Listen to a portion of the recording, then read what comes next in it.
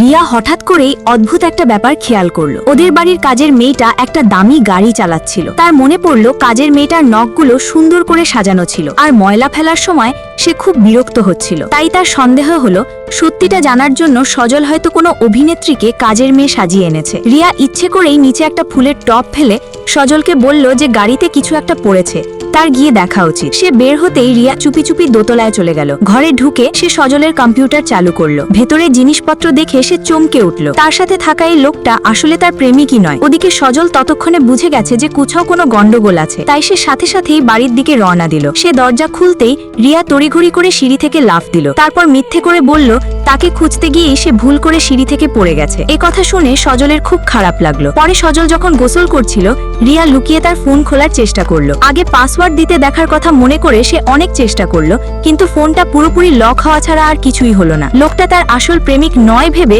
সে ভয়ে বাথরুমের দরজা আটকে দিল। তারপর তাড়াহুড়ো করে লিফটে উঠে বেরিয়ে গেল। নিচে নেমে সে যখনই পালাবে ঠিক তখনই সজল এসে জিজ্ঞেস করলো সে কোথায় যাচ্ছে। রিয়া মিথ্যে করে বলল যে সে তার জন্য ফুল কিনতে বেরিয়েছিল।